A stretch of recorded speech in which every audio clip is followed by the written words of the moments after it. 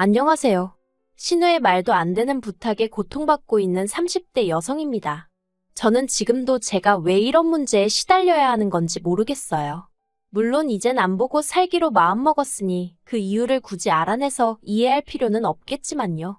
그래도 저도 뭣도 모르고 당해서 그런가 가슴에 응어리가 져서 하소연이라도 해야겠습니다.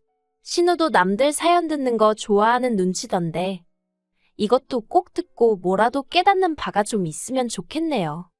남편과 저는 동갑으로 27살이 되던 해 지인의 소개로 만났습니다. 남편은 어땠는지 모르겠지만 저는 적어도 결혼을 생각하고 만난 것은 아니었어요. 그런데 1년, 2년, 작은 문제 하나 없이 주변 사람들이 부러워할 만큼 예쁜 연애를 했고 그렇다 보니 자연스레 결혼 이야기도 나누게 되더라고요. 그리고 사귄 지 3년이 넘어가면서 남편이 먼저 정식으로 프로포즈를 해왔습니다. 결혼하면서 친정에서 1억을 해주신 반면 시댁에서는 아무것도 안 해주셨어요. 그리고 저는 왜 아무것도 안 해주시냐 묻지 않았고 남편도 껄끄러운 부분이라 그런지 저에게 미안하다는 말만 할 뿐 무슨 상황인지는 설명해주지 않더라고요. 그런데 그 이유를 식을 올리고 나서야 알게 되었습니다. 저희 어머님 아버님은 두 분 다 공직에 계셨는데 그로 인해 당신들 직업에 대한 자부심이 상당했어요. 그 시절에 대학물 먹은 사람이 얼마나 되는 줄 아냐는 말씀도 곧잘 하시는 분들이셨고요. 반면에 저희 친정부모님은 아버지가 고졸, 어머니가 중졸이신데 그건 두 분 다 시골 그것도 깡촌 출신의 장남장녀세요. 그렇다 보니 밑에 줄줄이 딸린 동생들을 가르치려면 정작 당신들은 공부에 욕심을 낼 수 있는 상황이 아니었다 하시대요. 하지만 그런 어려웠던 시절과는 별개로 지금 저희 부모님은 남에게 아쉬운 소리 안 하고 살 만큼의 재산을 모으셨습니다. 저와 남동생 둘 다 유학까지 다녀오게 해주셨고 지금은 두 분이 더울 땐 추운 나라로 추울 땐 더운 나라로 여행을 다니실 정도는 되세요. 아무튼 그럼에도 불구하고 시댁에서는 이런 저희 친정부모님을 인정하기 싫으셨나 봅니다. 어쩌다 재산 이야기가 나오면 운이 좋았다는 둥, 그 시절에 부자 안 된 사람이 없다는 둥. 처음에는 솔직히 듣기가 어찌나 거북스럽던지 그러면 어머님 아버님은 부자 안 되고 뭐 하셨냐고 묻고 싶은 심정이었습니다. 지금이야 뭐 한 귀로 듣고 한 귀로 흘리는 수준이기도 하고 어머님 아버님도 그런 말씀해봤자 좋을 게 없다는 걸 아셨는지 별 말씀 안 하시지만요. 다시 본론으로 돌아가서 결론부터 말하자면 시댁은 금전적으로 지원을 해주실 여유가 없었는데 자존심 때문인지 절대로 그렇게 말씀은 안 하시고 대신에 저희 부모님이 어떤 분인지 한번 보려고 했답니다. 정말 당신 아들이 사윗감으로 마음에 들어서 결혼을 시키는 건지 아니면 괜찮은 집안에 딸 시집 보내고 싶어 그런 건지 어이가 없죠? 저도 정말 그 이야기 듣고는 어이가 없어서 기도 안 차더라고요. 막말로 차라리 제 남편이 무슨 의사 변호사쯤이나 되고 어머님 아버님이 장관급이나 되면 이렇게까지 억울하진 않았을 텐데요. 그리고 이 사실을 알았을 때 솔직히 아닌 게 아니라 결혼을 물을까 그 생각도 몇 번이나 했습니다. 남편한테 내가 어떻게 시부모님을 대해야 할지 모르겠다고 아무 일도 없던 것처럼 살 수 없을 것 같다고 차라리 헤어지자 했지요. 그런데 남편이 제 앞에서 무릎을 꿇고는 정말 미안하답니다.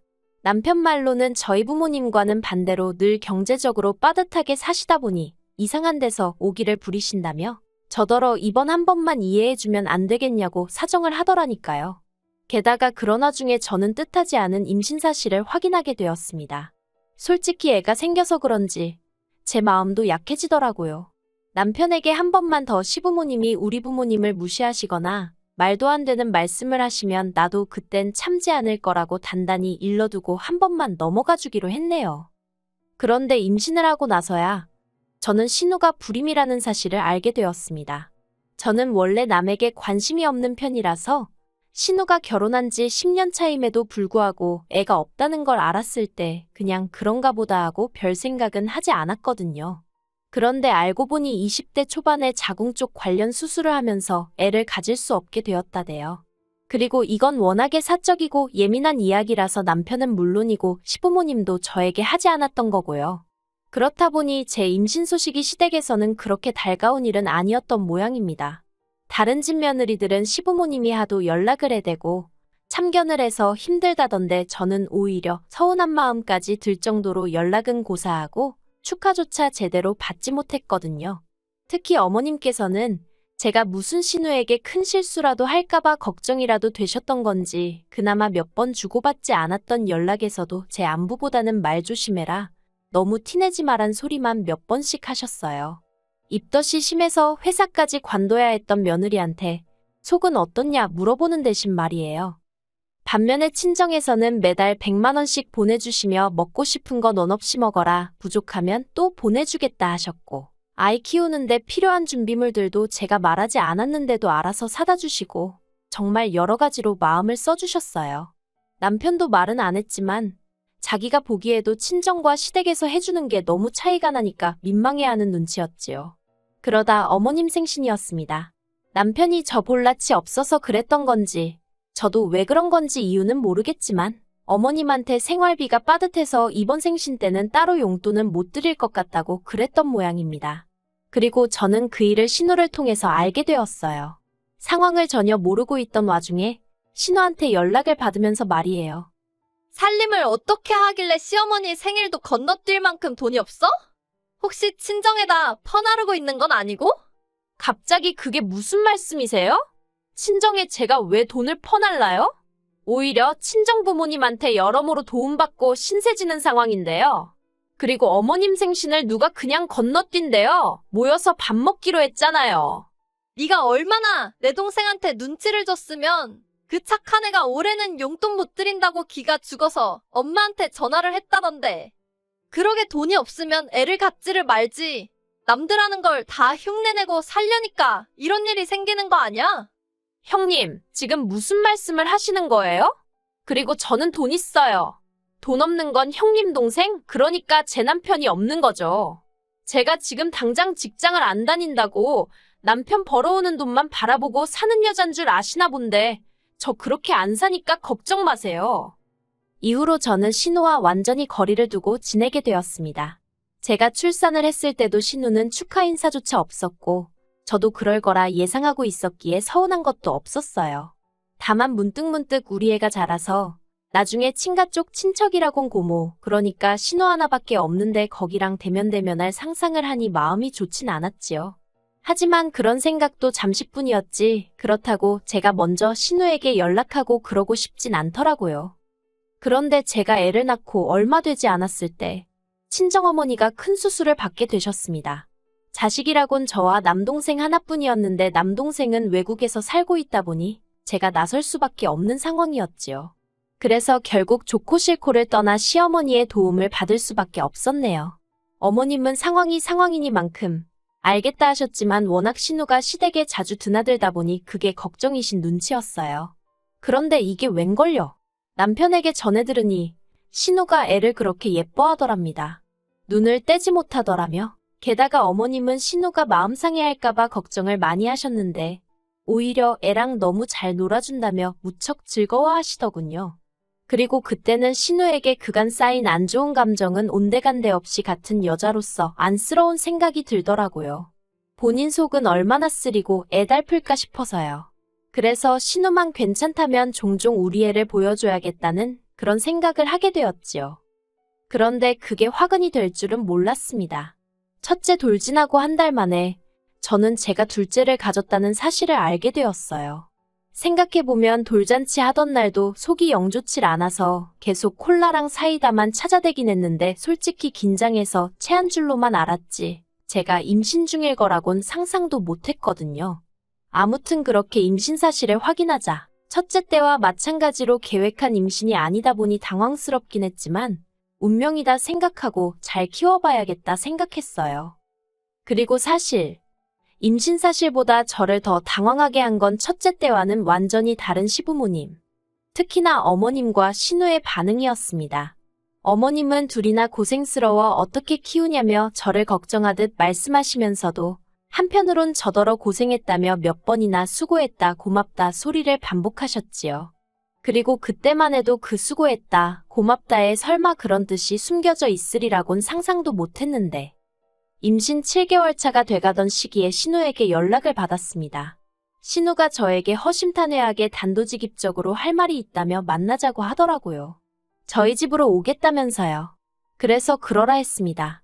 부쩍 애본다는 핑계로 저희 집에 자주 오고 있었는데 솔직히 아무리 신우가 개과천선하여 저에게 잘해주고 있긴 했지만 그래도 저는 너무 불편했던 게 사실이에요. 그래도 못 오게 할 수도 없었으니 그냥 마음을 비운 상황이었달까요. 그런데 그런 신우가 저더러 혹시 둘째 낳으면 놔주면 안 돼? 그러대요. 저는 제 귀를 의심했습니다. 뭘 달라고 한 것 같은데 설마 애일 거라곤 생각을 못하고 뭐라고 했냐고 다시 물었어요. 그랬더니 옳게 애 낳으면 바로 놔주면 안 될까? 나 정말 고민 많이 하고 하는 말이야. 그러니까 무조건 안 된다고 하지 말고 한번 긍정적으로 생각 좀 해봐. 우리 시댁 알지? 그쪽에서도 남동생 애를 입양해서 키우는 거면 이해하겠대.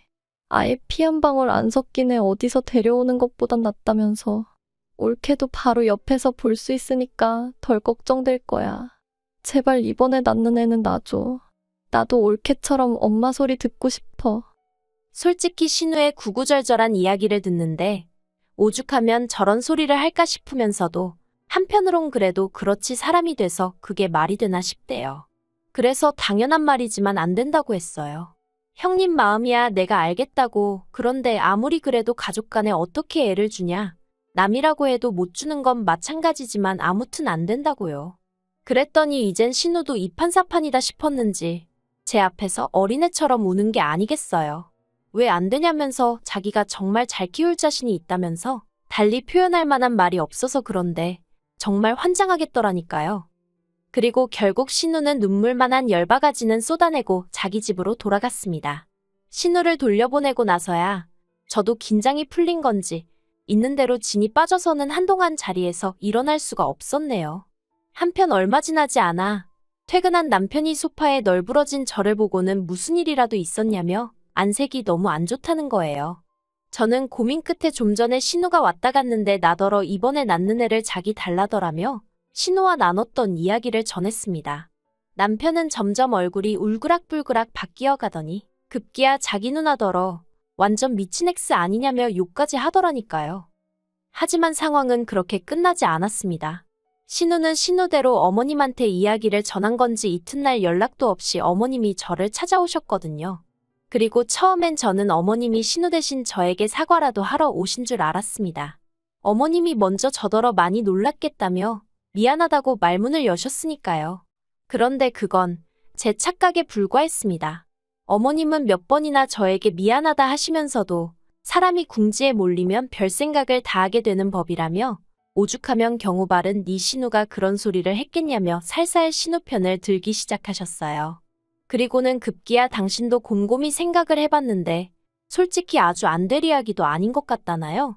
옛날에는 원래 아들 없는 집이 친척집에서 입양도 해오고 그러는 게 흔했다면서 저더러 무조건 싫다고 하지 말고 진지하게 어떤 선택이 진정으로 가족을 위한 길인지 생각해보랍니다. 그리고 현실적인 것도 무시하면 안 된다며 없는 살림에 꾸역꾸역 둘끼고 키우는 것보다 한 집에 하나씩 나눠서 잘 키우는 게 오히려 나중에 애들 입장에서는 더 고마울 수도 있다나요. 남매를 사촌지간으로 키우라는 말씀을 하시면서 어떻게 그런 말씀을 하시는지 어이가 없어서 기도 안 차더군요.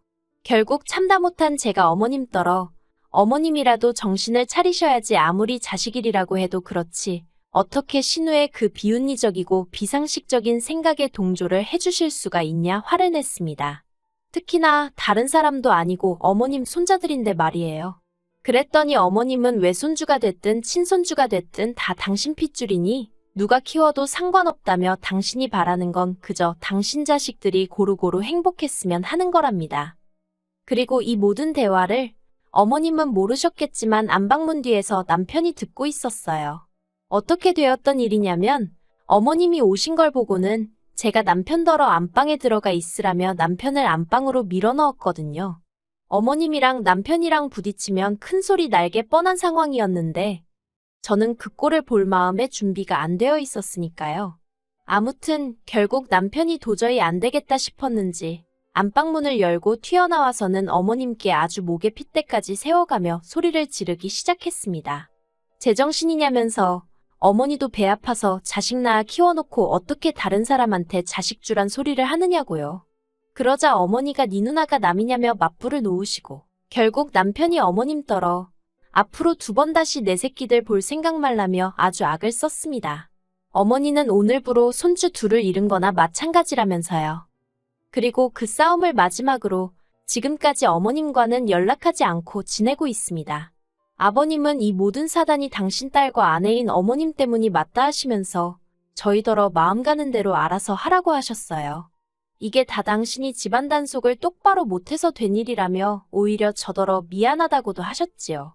솔직히 아버님과는 결혼 전부터 지금까지 많은 대화를 나눠본 건 아니었고 결혼 자금 문제로 감정이 좋을 것도 없었는데 그때만큼은 그래도 감사하더라고요. 이제 예정대로라면 저는 2주 안에 아들을 만나게 됩니다.